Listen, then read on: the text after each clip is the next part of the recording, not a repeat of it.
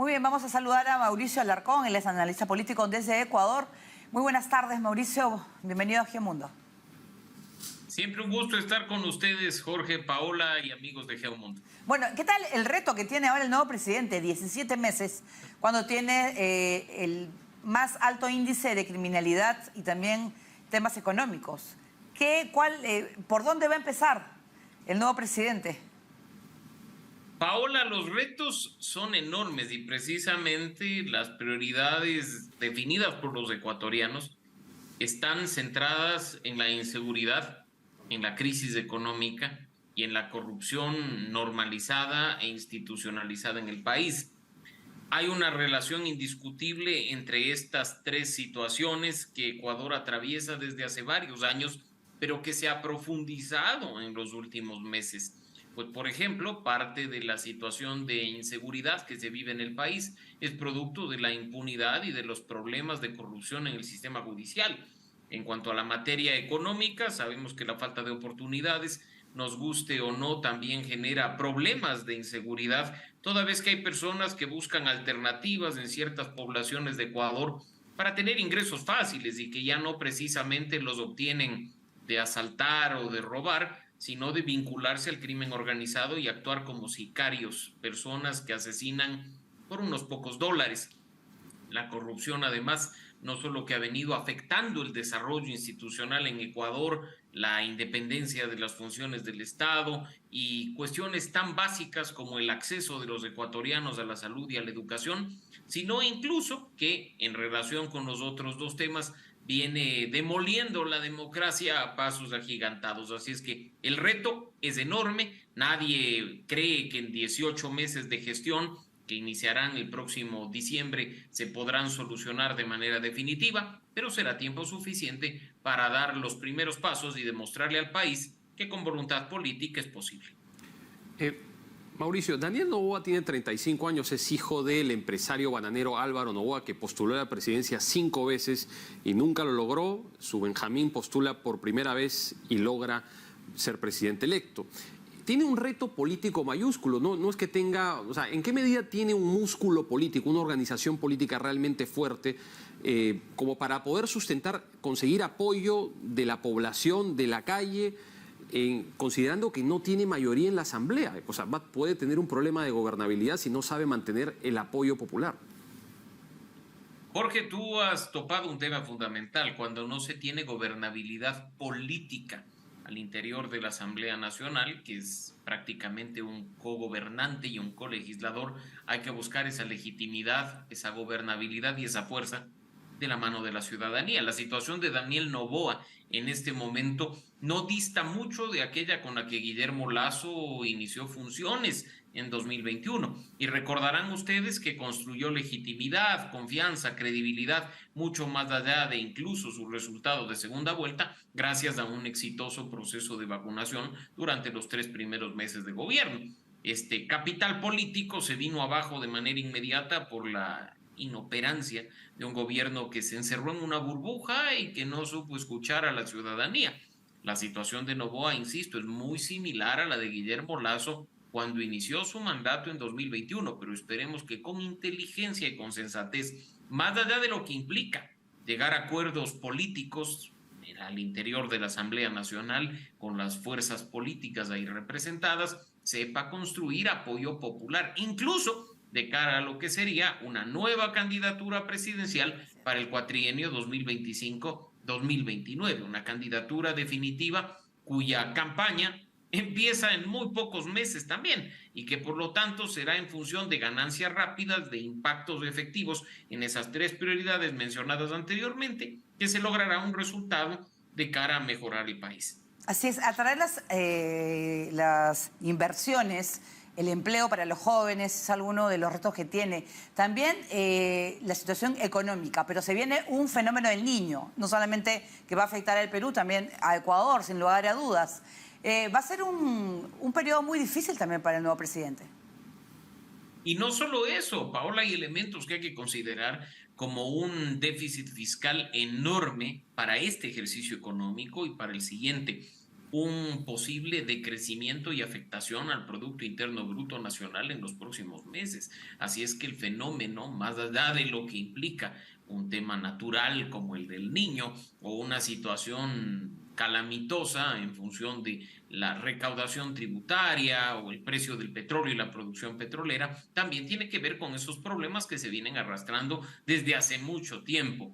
El reto sí es enorme, aún mayor si consideramos estas condiciones que no son las óptimas para el ejercicio del poder, pero sin duda, como ya lo he mencionado hace un momento, esperemos que con inteligencia y con sensatez se pueda actuar pensando en el país. Daniel Noboa durante su campaña, Paola, dijo de manera repetida que estaba consciente de la situación económica, que estaba consciente de las limitaciones presupuestarias que tiene en este momento el gobierno de Ecuador, pero lo resumí en una frase: cuando no se roba y cuando no hay sobreprecios, el dinero alcanza. Esperemos que esa depuración de la corrupción permita alcanzar eficiencia en la administración pública, en la gestión pública, para con los recursos disponibles atender todas las demandas de la ciudadanía. Mauricio, claramente Daniel Noboa no va a tener una luna de miel, se espera muchísimo de él y tiene una circunstancia difícil, económica muy difícil, ¿no? El tema del desmantelamiento de Yasuní, la caída de la producción petrolera va a ser un reto en materia económica también en un gobierno corto. Pero quisiera preguntarte sobre una cuestión política, ¿no? Ya mirando en retrospectiva, ¿qué influencia crees que tuvo este clivaje correísmo-anticorreísmo en la elección? ¿Jugó algún rol o crees que no? ¿Fue simplemente más el abordaje que Noboa le supo dar estas tres prioridades que tú pudiste identificar, como el tema de la seguridad, el tema económico y la lucha anticorrupción, lo que primó? ¿O este clivaje correísmo-anticorreísmo sí jugó algún partido en esta elección? Porque partamos del hecho de que el correísmo es la primera fuerza política nacional. Han triunfado y se constituyen como la primera minoría en el interior del legislativo, han pasado a una segunda vuelta, han peleado una vez más la presidencia de la República. Si no lo han logrado, es por ese sentimiento de una mayoría del país de no querer que regrese el autoritarismo y el totalitarismo. Si bien Noboa hizo una campaña distinta, una campaña sin ataques, una campaña de propuestas no profundas, pero al menos de propuestas, una forma distinta de política hacia el país y principalmente enfocada en el electorado joven, el sentimiento anticorreísta de rechazo con lo que implica ya el pasado, que inició hace 16 años, 17 años aproximadamente, juega también un papel fundamental, en especial en aquellas generaciones y en aquellos grupos poblacionales que, como digo, vivieron en esa década de 2007 a 2017 los efectos y el impacto del autoritarismo y el totalitarismo del gobierno correísta, ¿no? Así es que de a poco esperemos que se pueda seguir construyendo una política de propuestas con bases ideológicas fundamentada en principios y valores que nos permitan a los electores tener diferencias claras entre uno y otro candidato para que se vote con cabeza, no con hígado ni con corazón, para que se vote a favor de una candidatura, no en contra de otra. En ese sentido, creo que el capital político, Jorge, de Daniel Noboa, no es de ese 52% con el que ha accedido a la presidencia de la República, como no lo fue el mismo porcentaje cuando Guillermo Lasso hizo lo mismo hace 2 años y medio. Sabrá inteligentemente, esperemos, capitalizar ese voto que no necesariamente le fue favorable por convicción y esperemos que haya un buen resultado porque si le va bien al gobierno creo que ganamos todos. Así es, y sobre todo, Mauricio, es la lucha contra la delincuencia, el narcotráfico, y si no hace una buena labor, eso va a servir también para el correísmo a favor, quién sabe, de la próxima candidatura que el propio Correa quiere postular para el siguiente mandato. Bueno, Correa tiene una sentencia en firme que le impide regresar al país, le impide tener una candidatura y acceder a un cargo de elección popular. No obstante, el correísmo seguirá insistiendo en generar esas condiciones para el retorno de su caudillo. Es indiscutible, Paola. Ahora bien, sí hay que pensar que después del desastroso gobierno de Guillermo Lasso, el correísmo no pudo capitalizar el descontento, no supo innovar y conquistar el electorado blando, se quedó mucho tiempo y creo que su estrategia se enfocó en ello, consolidando la votación dura, la de los correístas convencidos, y eso es lo que les genera este nuevo fracaso electoral. Así es que para 2025, independientemente de que al gobierno de Noboa le vaya bien o le vaya mal, si el correísmo no tiene la capacidad suficiente para desprenderse del caudillo, para innovar y presentarse como una alternativa no radical vinculada al socialismo del siglo XXI, sino como una izquierda moderada, así como sucedió con las elecciones seccionales respecto de Pavel Muñoz, que terminó siendo electo alcalde de Quito, creo que difícilmente alcanzarán el poder. Mauricio, ¿qué prioridades ha marcado Daniel Noboa en materia de seguridad? Ecuador viene teniendo estado de excepción tras estado de excepción. En materia de seguridad, ¿qué cuestión nueva está aportando a la discusión?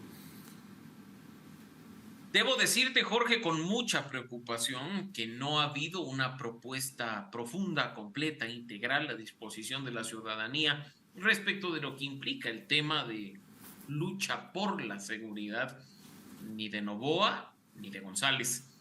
Creo que en ese sentido se hace urgente conocer el programa específico que se aplicará en esta materia.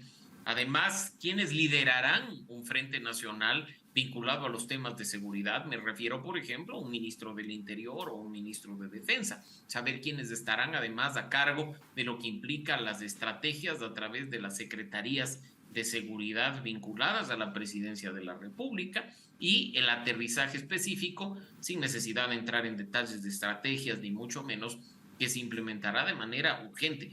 Como tú bien lo señalas, no puede un país vivir de estado de excepción en estado de excepción, más aún cuando esto no sirve para algo. No hay resultados. No hay una cuestión para decir, mira, el estado de excepción hizo que baje la criminalidad o nos genera al menos una mejor sensación de seguridad en las provincias donde rige efectivamente esta disposición. Así es que creo que serán ya acciones concretas que pasan, por ejemplo, por una buena ejecución del presupuesto de seguridad o una clara estrategia en colaboración con los gobiernos internacionales extranjeros que están dispuestos a tender una mano, la que permitirá avanzar en la búsqueda de una solución a este problema. Muchísimas gracias pues a Mauricio Alarcón, él es analista político desde Ecuador. Bueno, mucha suerte y todo lo mejor para tu país, Mauricio. Muchas gracias, Paola y Jorge. Como ustedes saben, Ecuador y Perú somos países hermanos en los que la política, donde nosotros, influye de manera directa. Así es que esperemos que incluso ese gobierno que está por empezar en diciembre, en el caso ecuatoriano, tenga muy en cuenta las relaciones con los vecinos, con Colombia y con Perú, a propósito de los males regionales que necesitan ser abordados con estrategias regionales y con acciones conjuntas entre nuestros presidentes y nuestros gobiernos. Bien, muchísimas gracias. Muchas gracias por estar en Mundo.